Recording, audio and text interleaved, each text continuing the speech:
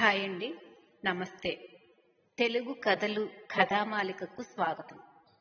ఈరోజు చెప్పుకోబోయే కథ పేరు కృష్ణం వందే. కథా రచయిత సత్యనారాయణ గారు. ఇక కథలోనికి వెళితే, డోర్ బెల్ మ్రోగటంతో వెళ్లి తలుపు తెరిచాను. గుమ్మంలో ఓ బాలిక. ఏం కావాలన్నట్లు చూశాను. మీకు పనిపిల్ల కావాలా అమ్మగారు అని అడిగింది. అంతవరకు పనిచేస్తున్న పని మనిషి జీతం పెంచలేదని నెల క్రితం చెప్పా పెట్టకుండా పని మానేసింది. ఈ నెల్లాళ్ల నుండి సరైన మనిషి దొరక్క పనంతా నేనే చేసుకోవలసి వస్తుంది. పనిపిల్ల అంటున్నావు, మీ అక్క ఉందా అడిగాను ఆ పిల్లను. లేదమ్మగారు, నేనే అంది. విస్తుపోతూ ఆ పిల్లను పరీక్షగా చూశాను. పట్టుమని 10 ఏళ్లు ఉండవు. బక్కగా చామన ఛాయలో ఉంది. కన్నుల్లో కాంతి, ముఖంలో ఏదో ఆకర్షణ, పోషణ లోపించిన శరీరం. ఇస్త్రీది కాకపోయినా ఉతికిన గౌను తొడుక్కుంది. తల చక్కగా దువ్వుకుని జడలు వేసుకుంది. నువ్వా అన్నాను సంభ్రమంతో. అవునన్నట్లు తలూపింది. చిన్న పిల్లవు, నువ్వేం పని చేస్తావు? ఏ పని చెప్పినా చేస్తానమ్మగారు. ఇల్లు ఊడుస్తాను, అంట్లు తోముతాను, బట్టలు ఉతుకుతాను, బయట నుంచి సరుకులవి తెచ్చిపెడతాను. మీరు ఏ పని చెప్పినా చేస్తాను అంది హుషారుగా. ఇవన్నీ నువ్వు చేయగలవా? సందేహం వ్యక్తం చేశాను. అవునమ్మగారు, మా అమ్మ నాకు పనులన్నీ నేర్పించింది అంది. చదువుకోవలసిన వయసులో పని మనిషిగా మారాలనుకోవడమేమిటి? అదే మాట నేనంటే చదువుకుందామనే అమ్మగారు అంది. తన పేరు గిరిజ అని చెప్పింది. 5వ తరగతి చదువుతోంది. బాగా చదువుకోవాలన్న ఆశ.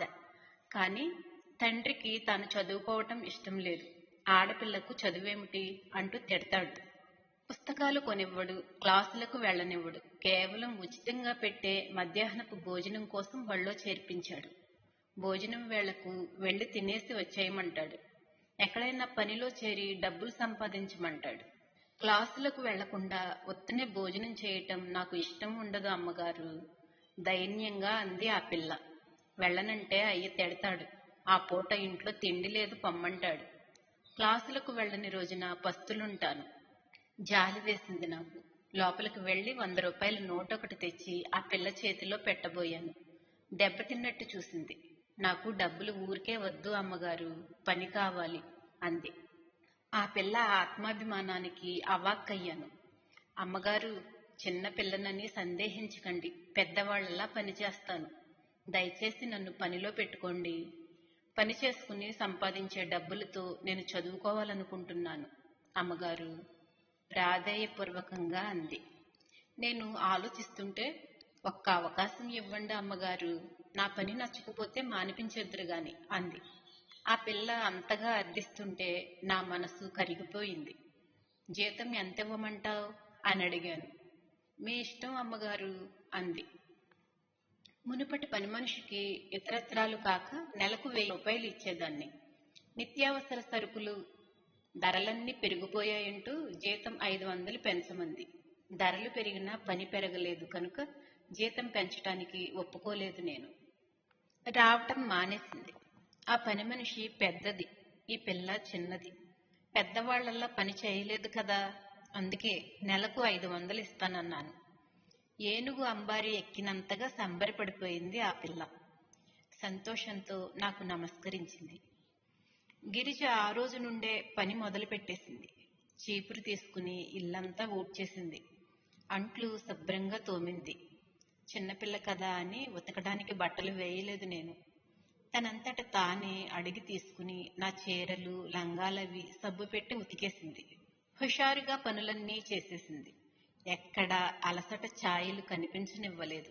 ఆడుతూ పాడుతూ తిరగవలసిన ఆ వయసులో పెద్దవాళ్లను మించిన ఆ పిల్ల పనితీరు నన్ను ఆకట్టుకుంది. మనసులో ఏమూలో చిన్న అపరాధ భావన కూడా మెదిలింది. మునిపట్టి పని మనిషికి ఇచ్చేదానిలో సగమే ఆ పిల్లకు ఇస్తున్నందుకు. పనంతా అయిపోయాక తినడానికి ఏదో పెట్టి చేతిలో 100 రూపాయలు పెట్టాను.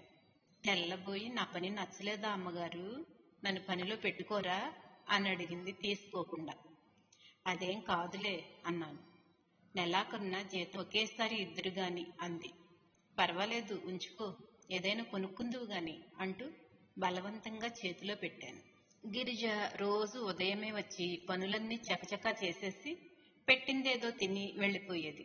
నన్ను ఏ పని ముట్టుకొనిచ్చేది కాదు. వాళ్ళ అయ్య బడికి వెళ్ళనివ్వడు కనుక మధ్యాహ్నం ఏదో ట్యుటోరియల్లో చేరి చదువుకుంటుందట. ఆ పిల్ల పరిస్థితిని చూసి తక్కువ ఫీజు తీసుకోవటానికి ఒప్పుకున్నారట వాళ్ళు. నేను ఇచ్చే జీతంలో కొంత తన చదువుకు వినియోగించి మిగతాది వాళ్ళ అమ్మ చేతిలో పెడుతుందట. తాను చదువుకోవటం వాళ్ళ అమ్మకు సంతోషమేనట. చదువు గురించి మాట్లాడుతుంటే ఆ పిల్ల కన్నులలో విరిసిన మెరుపులు నా దృష్టిని దాటిపోలేదు. చదువుపైన ఆ పిల్లకున్న శ్రద్ధ, ఆసక్తి, పట్టుదల ముచ్చట కొలిపాయి నాకు. కొద్ది రోజుల్లోనే తన పనితో, ప్రవర్తనతో నా అభిమానాన్ని చూరకుంది. అయితే గిరిజను పనిలో పెట్టుకున్నప్పటి నుంచి నాకు మా వారికి మధ్య వాగ్వాదం జరుగుతూనే ఉంది. బళ్ళోకి వెళ్లవలసిన పిల్లను పనిలో పెట్టుకోవటం అన్యాయమే కాక నేరం కూడా అన్నది ఆయన వాదన. 15 ఏళ్ల లోపు పిల్లను పనిలో పెట్టుకున్నట్టు తెలిస్తే బాల కార్మిక చట్టం క్రింద నిన్ను నన్ను కూడా తీసుకువెళ్లి జైల్లో పడేస్తారు, జాగ్రత్త అంటారాయన. పాపం చదువుకోవాలన్న అభిలాషతో పనిచేసి సంపాదించుకుంటుందండి.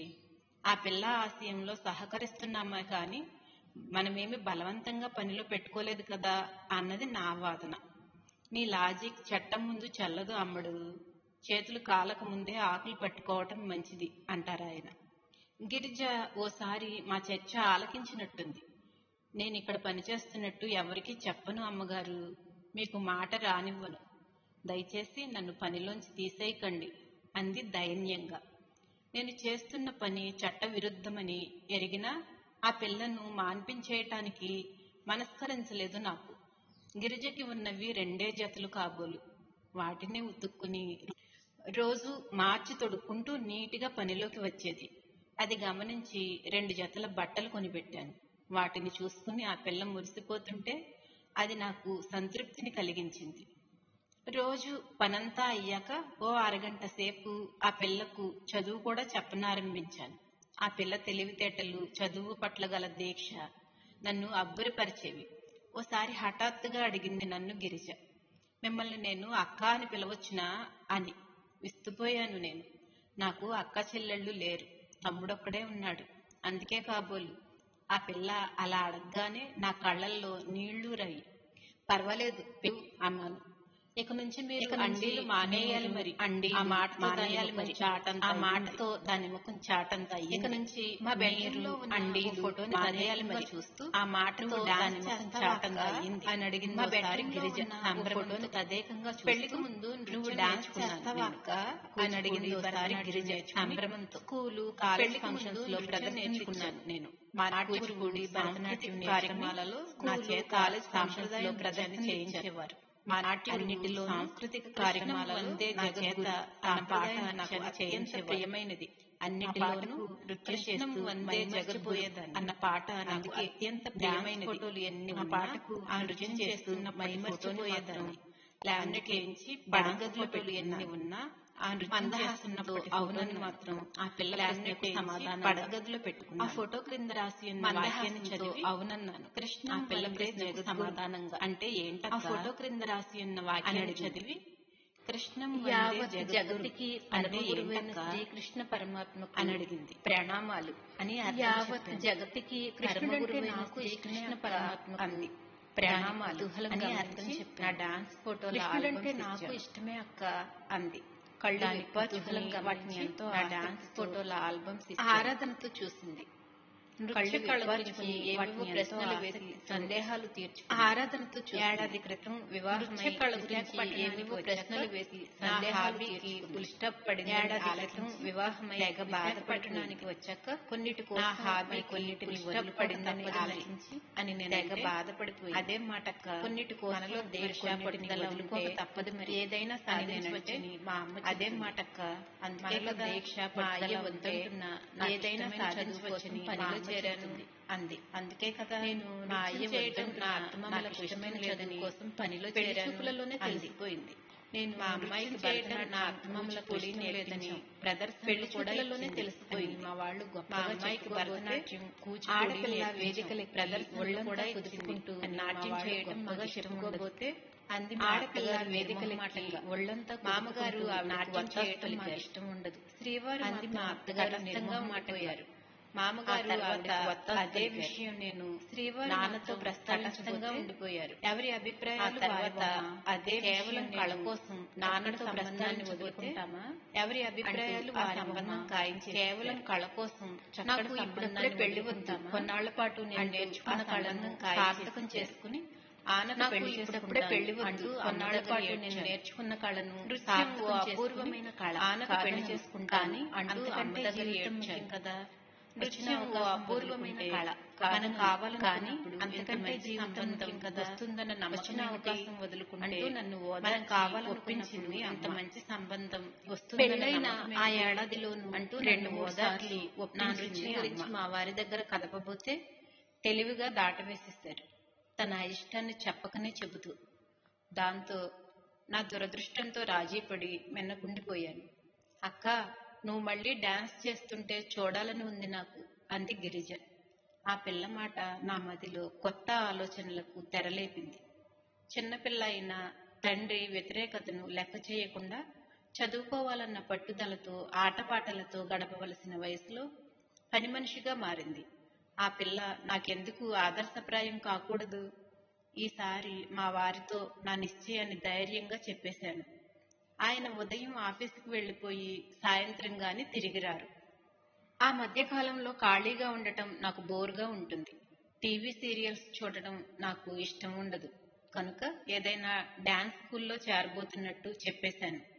అందువల్ల ఆయనకు ఎటువంటి ఇబ్బంది కలగదని హామీ కూడా ఇచ్చాను. నా కళ్లల్లో ప్రతిఫలిస్తున్న దృఢ నిశ్చయాన్ని గమనించారో ఏమో భుజాలు ఎగరేశారు. మంచి రోజు చూసి మా నృత్య కళాశాలలో చేరిపోయాను. గిరిజ పనిలో చేరి 6 నెలలైపోయింది. నా మెప్పు పొందటమే కాక మా వారి అభిమానాన్ని కూడా చూరగొంది. ఓసారి గిరిజ వారం రోజులుగా పనిలోకి రాలేదు. చెప్పకుండా పని మానేయదు.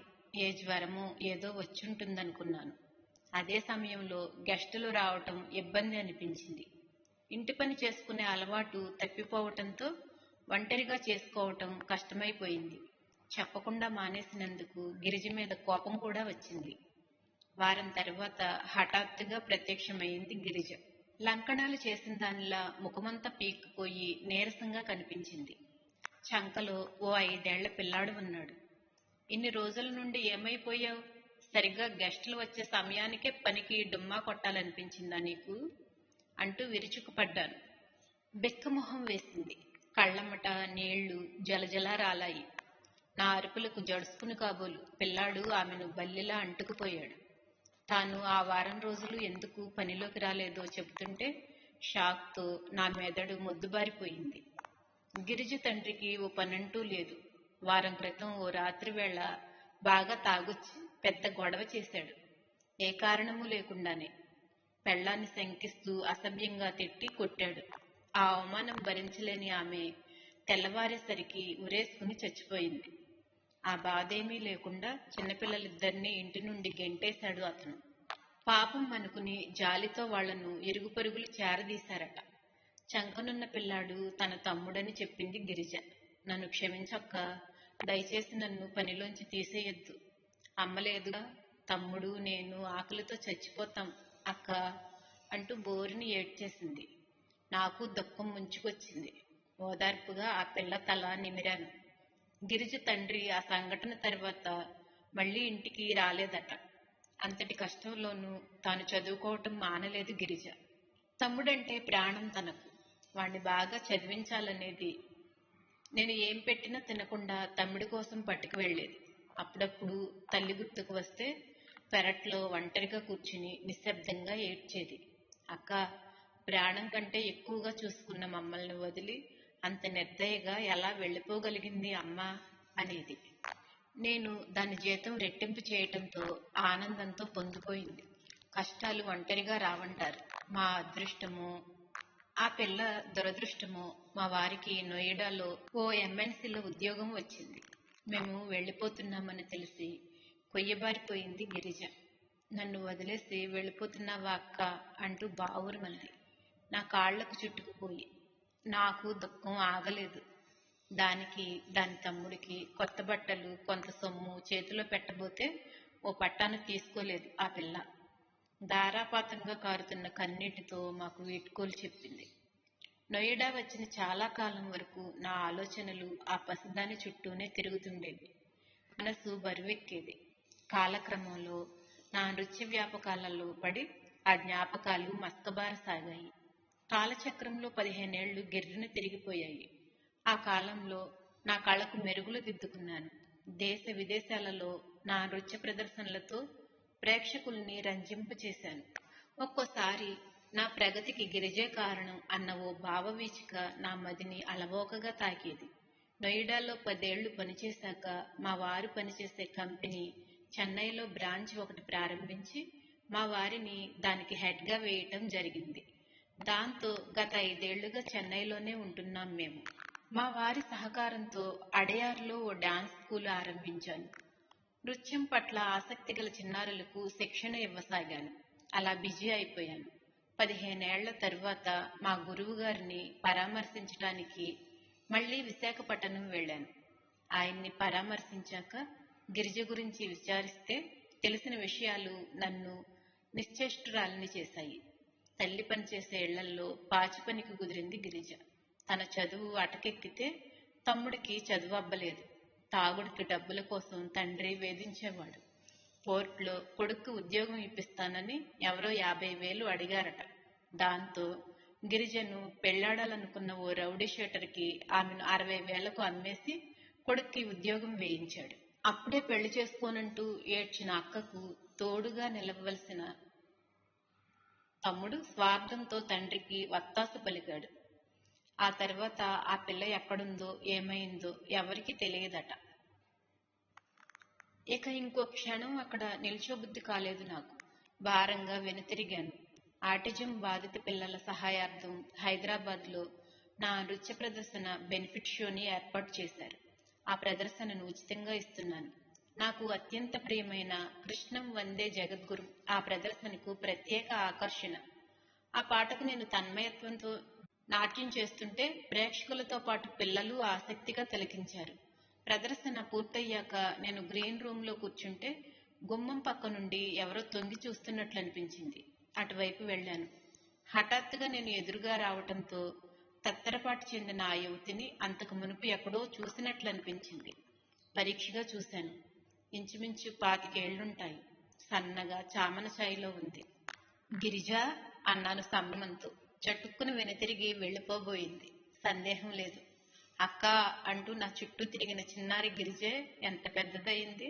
నా మనసు ఆనందంతో పొంగిపోయింది. చేయి పట్టుకుని ఆపాను. సారీ మేడం అంది మెల్లగా. మీరు చేసిన కృష్ణం వందే జగద్గురు నృత్యం ఎంతో బాగుంది. మిమ్మల్ని చూడాలనిపించింది.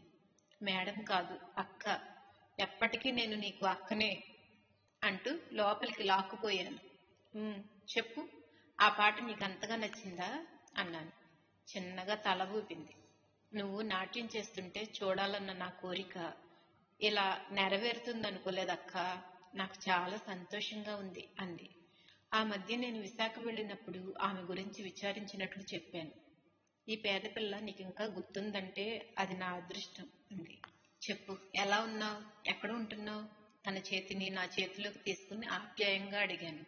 అంతే, శివుడి తలపై నుంచి భువికి దూకిన గంగలా ఒక్కసారిగా దుఃఖం ఉబికి రావటంతో ముఖం చేతుల్లో కప్పుకుని బోరుని ఏడ్చేసింది గిరిజ.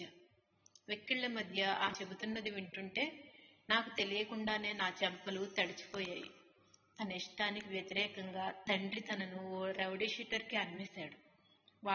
వాడి స్నేహితులు గిరిజను చిత్రహింసలకు గురి చేశారు. వాళ్ళు తర్వాత ఓ వ్యభిచార గృహానికి అమ్మేశారు. అక్కడి నుంచి ఎలాగో తప్పించుకోగలిగింది. తనను తరుముతున్న గుండాల బారి నుండి తప్పించుకుని ఓ ఆర్టిక్ సొసైటీ కాంపౌండ్ లో దాక్కుంది. ఫాదర్ చూసి విషయం తెలుసుకుని తనకు అక్కడ ఆశ్రయం ఇచ్చారు. అది జరిగి 2 ఏళ్లయ్యింది. అప్పటి నుంచి ఆ పిల్లలకు సేవ చేస్తూ అక్కడే ఉండిపోయింది. భగవంతుడు ఎంతటి నిర్దయుడు, అనుకోకుండా ఉండలేకపోయాను నేను. ఆ పిల్లను ఓదార్చటానికి మాటలు రాలేదు నాకు. కాసేపటికి తేరుకుని కన్నీటిని తుడుచుకుంది గిరిజ.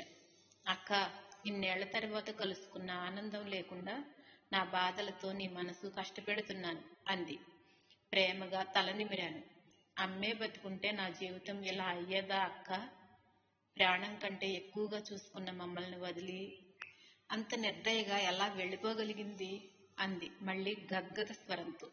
అనునయంగా ఆమెను దగ్గరకు తీసుకున్నాను.